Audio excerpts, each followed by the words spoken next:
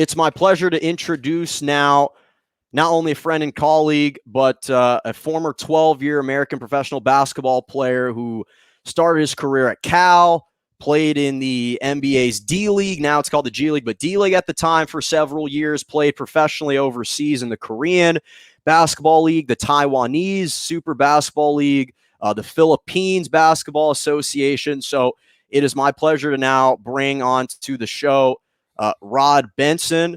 Rod, first of all, thank you so much for joining me. It's been a long time. How's it going? Man, it's good. It's interesting to hear you in this format because your voice is so smooth, my guy. Jeez, Louise, you really do got that voice. You got it going. Oh, I appreciate that. I appreciate that. And for those that don't know, you and I first got to know each other at the Venice Basketball League when we first got a chance to call some games together, Professional Summer Basketball League in Venice Beach. And I remember, Rod, I was saying to myself when Nick first kind of approached me and said, "Hey, I've got someone who I want to call this game with you." And all I was thinking about at the time was, oh man, here we go. Someone's going to hijack my opportunity and just kind of talk over me the entire time. And I remember after that first game we called, I said to myself, this guy is extremely talented. I totally see this being a potential future career. And I'll obviously get into that more with you. But I remember that first moment. Do you remember that first moment when we called that game? Yeah. Well, the thing is, I don't think you were worried about someone coming in and overrunning the program. I think you're more worried because Nick throws things together at the very last minute all the time. It's the same reason I was there. I must have got a text at 9 a.m. like, you want to be at the beach at 11 to call this game. So I don't think that's an indictment on me. And furthermore, I do think that the experience was great. You were my first real broadcast partner, and I think we were both kind of learning from one another in that moment, and I really appreciated that, what I took from you. I appreciate that. Well, let's jump right in because I've got a lot of questions that I want to ask you. Obviously, you started your basketball career in San Diego at Torrey Pines, and then you played at Cal for the Bears. And then in 2006, you weren't drafted, but you started your pro career with the Sacramento Kings and their summer league team. And then you bounced around for a bunch of NBA D-League teams until 2010. And then you went to play overseas and you played for the Korean Basketball League. And as I mentioned, the Taiwanese Super Basketball League and the Philippine Basketball Association. First of all, what was that journey like for you? What was that experience like for you? And what do you think was the biggest difference stylistically in the way that basketball was played overseas there versus how it was played in the U.S. at the time? Yeah, back then the D League was, obviously much different. So it was just playing the D League felt truly like, anytime you did something well, it was taking your bows beneath the stage. Like, nobody saw, nobody talked about it. You're really just playing for the chance. Some people played for the chance for the NBA. Other people had a calculus that they could end up overseas, and that was me. But the D League was really trying to emulate NBA basketball without full NBA talent. So the games were, they were fast, but also it could be boring at times just because you don't have fans, and it's a 48-minute game, and it's some guys who don't care to be there. It's a snowstorm in Iowa, and you're at the Wells Fargo Center, and here we are. Going overseas was so different because now you have this NBA style energy. Actually, I'd more liken it to like big time college energy, and then the talent level is much lower. And that's not to say that the skill level isn't lower, but the biggest difference I would say between, let's say, Korea and the NBA is not on the big man side. I mean, there's some 6'10", 6'11" guys, but it's more that the guards are 5'11", 6 feet. And the three men are like 6'4", 6'5". So, you get a very fast game and a very technical game because they know what to do to, like, imagine if you were playing 5-on-5, but three people on each team were Steve Nash. That's more what you're getting in the Korean League. And I like that you keep dropping in this Philippine League. I never played a game. I was there for one like 2 nights, and I was too tall to compete. And they, the height limit was 6'9", and everybody lies. I'm 6'10", but everybody lies. So I think they assumed that I'd just be 6'9". And when I got there, they're like, "How tall are you really?" Like, really? And I said 6'10", like many times. They're like, "All right, well, so they measured me and they were like, So they had me do 2 days of like dehydration, like squats, like lifts that would like compress my back. And then I thought it would be like any other measurement system where I could just kind of like slouch a little bit. But when the measurement came, I had to lay flat on a board for like 10 minutes. So any scrunching you were trying to do, by the end of that 10 minutes, there was no way. And with all of that, I measured 6'9.5" and was on the first flight out. 2 days in Philippines.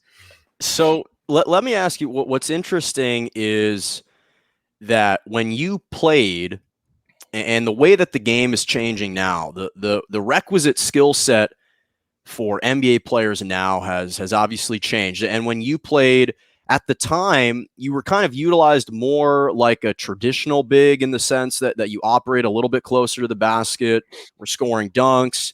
But I saw that in your highlights, you could hit some nice jumpers. You had a nice looking jump shot. It wasn't like you were just heaving it into the ocean. How much do you wish that you were almost born 10 years later? Because with your athleticism at 6'10", if you had learned growing up the importance of being proficient at shooting, you could have been the ideal type of small ball big in today's NBA game. Yeah, I mean, it's tough to say what, revisionist history, if this and if that. I mean, I only played 1 year of high school basketball. So I think what probably held me back more than anything was just coming in late and learning. Like, I was always playing catch up basically until I, maybe 3-4 years into being a professional. But I was skinny, and a lot of, like, I think once I started to really find my game in college, a lot of people would say to me like, "Man, you should be like a 3-man." Like, and I remember I did a camp with the Bucks, and they suggested that just the same, that they would turn me into a 3-man, and I was very much with it. I think one thing people don't get about the NBA is how much skill you develop there. You see a guy that you haven't seen, or maybe you see a guy in college who shot like 28% from three. Now he's shooting 40% from three in the NBA. Well, they have time and they're focused on those things. I honestly think if I had just gotten a true shot and, let's say, signed a 2-year contract or something, had just been drafted, I think those things would have come. As it stands, everything I learned about the post, I basically learned from my high school coach, and it did lead me to an old school game. My game does not translate to now. And I'm okay with that. I think a lot of old guys can't admit that. Like, but I could shoot to like 12. I modeled my game after Tim Duncan and Kevin Garnett, turnaround jumpers off the glass. And Sam Mitchell in 2008 was like, "Man, you got an old school game." This is when I was 24, and I was like, okay, if that's what it is, it's what it is. And I definitely think that I saw a lot of Tim Duncan in your game, especially, as you said, off the window, because a lot of your highlights, you were getting that upper left corner of the box. So let's stick with the NBA game now. Obviously, you have to be more well-rounded. You have to have ball handling skills. You have to be able to stretch the floor and shoot the three ball at an extremely high clip. Do you like this evolution of the game, especially in terms of the role that the bigs are playing in it? Or do you kind of miss that old school bully ball dominant big clogging the center of the paint? I mean, the way you described it, saying clogging at the end didn't sound positive, but I should have said clogging in the paint, dominating in the post. Yeah, I just think that whenever somebody, no matter what their position is, does a nice post move, I think fans always really respect it. And nowadays, in some ways, just an up and under that really fakes at a defender, like, will send the crowd crazy because it's just so rare now. But I will say, in my time, anytime I played a big who could shoot threes, it was a completely different dynamic. It was way harder to defend. So I get it. I think there is a happy medium. Like, considering the rules of basketball were basically mostly adjusted for a game 20, 30 years ago, We had why is there a 3 in the key rule? Because if you plant someone right under the basket, it is incredibly hard to defend.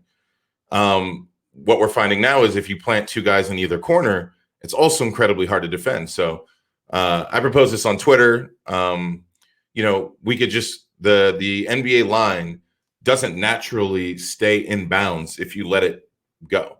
Let that natural line just go to the end line, and then you take away the corner 3. Easy adjustment there for spacing, and you'll get post play again. Or have a 3 in the key for the corner in that area where the line becomes parallel to the sideline. That line becomes, you can't stand there more than 3 seconds, because now that is the most dangerous and difficult to defend offensive space. And then you'll see a lot of versatility and creativity again operating in either space. And either way, I don't think one thing is bad or one thing is good, but I do enjoy watching both, and I think a lot of fans would too. That's actually super interesting about a 3-second in the corner rule for 3-point shooters. I've never actually heard that. I think that's a brilliant idea, not something that I've ever actually heard. That's super interesting. So sticking with social media, by the way, I saw that you posted a throwback picture of yourself on Instagram yesterday wearing the undershirt and calling attention to more players wearing the undershirt. So let me ask you, because the natural follow-up question is, do you think it's still fashionable to wear undershirts today? And what do you think when you see college basketball players or NBA players, for that matter, wearing an undershirt when they're out there on the floor? Well, the undershirts have evolved a lot, right? The old undershirt was loose. Now with all this dry fit and stretch Lululemon technology, an undershirt looks kind of weird because it really hugs the shoulders. Honestly, the only reason I wore an undershirt, and I swear I would not have worn one, is my arms and shoulders were so skinny, I was just embarrassed to show them off. And I think for a lot of college guys, that's exactly the reason they wore it. I'm sure there's the odd guy who just liked the shirt because it became a fashion statement. But, for me, it was strictly a decision to hide that bare chest. I do think that it's going to come back, but I think it's still too close, until, you need at least 20 years for things to cycle back. And I think that, people were really wearing shirts into the late 2000s up to 2010. So give it 5-6 more years and you'll start to see guys rocking that shirt just as a fashion statement, and then everything will go back. So transitioning to the NBA today, I was just talking about earlier on the show that to me, LeBron is the MVP. And it's not just the fact that he's averaging 25.5 points, 8 rebounds, 8 assists, but to me, it's because he's the single greatest gravitational pull in the NBA. You look at the Nets, as talented as KD is, they're 15-6 without him this year, with Harden and Kyrie. The 76ers, I will admit, aren't nearly as good when Joel Embiid's not playing, but the problem is he's already missed a couple weeks. He's going to be out in another 2 weeks. And so I don't know necessarily if he is still at the top of the MVP discussion. He still has a chance to win it, but not at the top. Giannis, he won the last 2 years the MVP award. I don't think people are going to give it to him for being the 3rd seed in the Eastern Conference. And Damian Lillard, he's fantastic. I don't think the Portland Trail Blazers have a good enough record. And Nikola Jokic, kind of the same thing, 5th seed in the West, and he doesn't really play much defense. In your mind, who do you kind of view, if you had a vote today, who would you vote to be the league MVP right now? Well, truthfully, I would vote LeBron every single year for the reasons you just said. I think that we're just so used to seeing it that we don't really respect what we're seeing. I do think there are some guys that have similar gravity right now, but not enough every team LeBron is on is immediately a contender. And I don't say the same about KD. I don't say the same about James Harden. I don't say the same about quite a few guys, to be honest. I think LeBron alone plus anybody is a contender. Everyone else, it's like this guy, and who else are they going to get? Who else do they need? Even without AD right now, I don't think people are picking them to necessarily win, but I think people would project them, if the season started today without AD, still a top 2 or 3 team in the West. Who else are you giving that to without any other All-Stars? So that being said, I think LeBron's true talent isn't measured in stats, and that's why he doesn't ever win. It's the galvanizing nature of not only his personality but of his play style. And like I said, there are some other guys that I see who have that sort of pull, like a Chris Paul. I think LaMelo Ball is poised to be one of those guys as well, but nobody else does it like LeBron, and nobody has done it as long. So it just kind of gets lost in the weeds of 60-point games and losses. Not to mention, he's been with the Lakers. This is his third season. In those 3 years, when LeBron hasn't played, the Lakers are 11-21 without him. And when he was with the Cavaliers, the second go round, over the course of 4 years, they were 4-23 without him, just to put into perspective the impact that he has. So you talked about, by the way, how some of the guys that you modeled your game after included Tim Duncan and Kevin Garnett. Are there any players that are currently playing that you kind of see a little bit of yourself in them or your style of game in their type of play? Yeah, I mean, it's hard to say because they're all better than me, but I think that especially when I was overseas, there's a lot of Montrezl Harrell. Montrezl Harrell is actually a pretty old school player too. He finishes so well. Like, no one ever talks about, like, this guy doesn't miss a layup. I don't know what his field goal percentage is, but it's got to be in the high 50s, low 60s, because again, he never misses. But he's a guy that you can count on being in every rebound scrum. You can count on him being active, like defensively, getting hands on balls, and running the pick and roll and shooting a mid-range jumper. I mean, that's literally all I ever did and all I wanted to do. And I actually agree with that. I think that's an apt comparison. And he actually came to the VBL one time, and I remember seeing him play, just getting a little bit of run in on those Venice basketball courts, and he must have been going 20%, maybe 30%, and he dropped like 20 and 10 points in 10 minutes. He was an absolute monster, just ferocious on the glass. That's a nice comparison.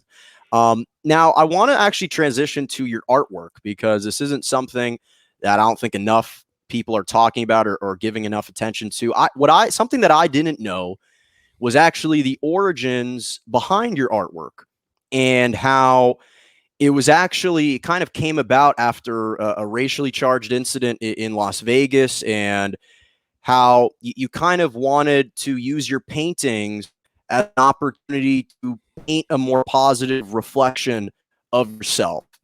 Talk about what type of kind of the art that you've been involved with, the style of painting that you're doing, what it means to you, and what the latest art projects you've been working on are. Yeah, it's interesting because I guess I never meant to be an artist. I didn't train for it or study for it or anything like that. But like anything that is, healing, it was for me, it was just creativity, and it's always been that. But channeling it into a more specific form. I painted a Colin Kaepernick on the day that you're talking about. Instantly became this relief, but it also became this opportunity. And since then, I mean, I think I've really,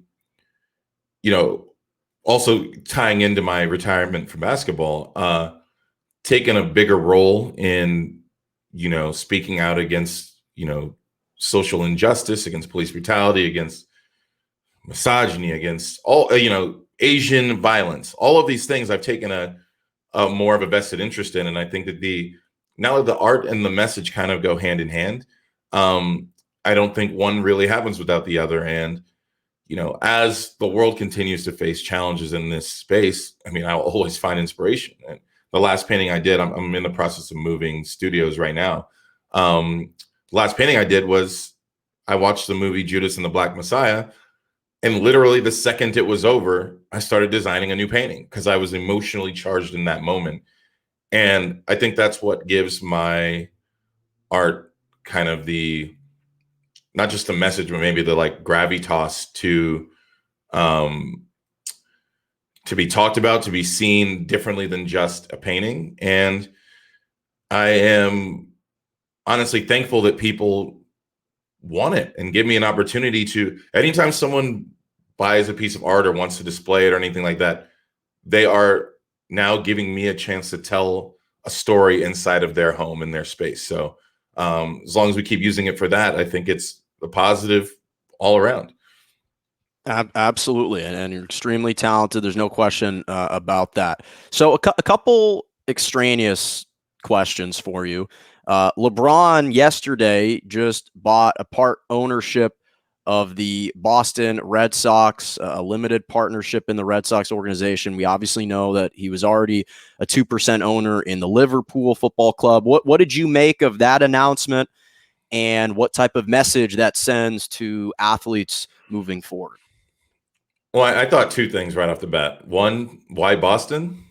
But two, and the more strongly, is Boston is a racist ass city. I mean, a lot of white people don't know that, just the same as they don't know San Diego's a racist ass city. But Boston is very racist. So him buying a stake in that team, specifically LeBron, there's so many other players who could have bought a stake, but specifically LeBron means that more than an athlete, more than a vote, all of that is coming firmly to the Boston Red Sox, which is a team that lost Mookie Betts because it was too racist.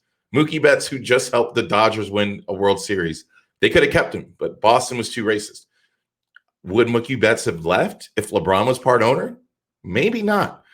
I hope it means that it's kind of the first real step in changing that culture of, honestly, Boston is just filled with people who have just always been in Boston and think that their ways are the best ways. And anytime you can start to change what the ways are, you improve it, in my opinion. And finally, March Madness begins tomorrow. I don't know if you filled out a bracket, but if you have, or if you haven't, if you've at least gotten a chance to take a look at the bracket, who do you have in your Final Four, and who do you have winning the national title this year?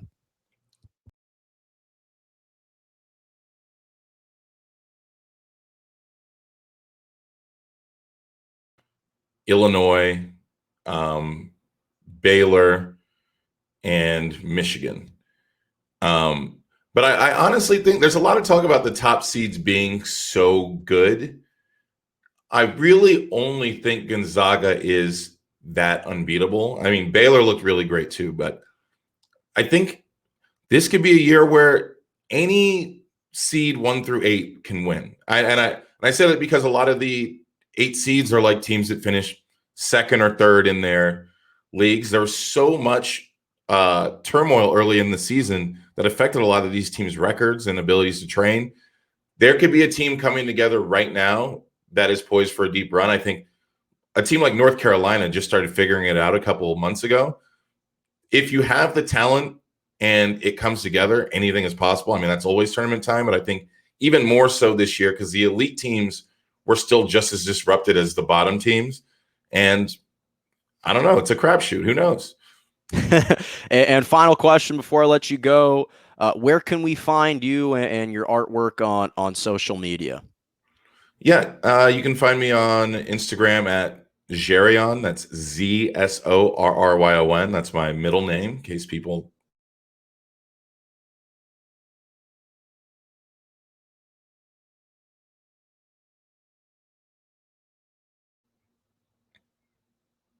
Oh, sorry. Can you repeat that one more time? I think it might have cut out for 1 second. Sorry, repeat that one more time. Yeah, you can find me on Instagram at Zhoryon. That's Zsorryon. It's my middle name.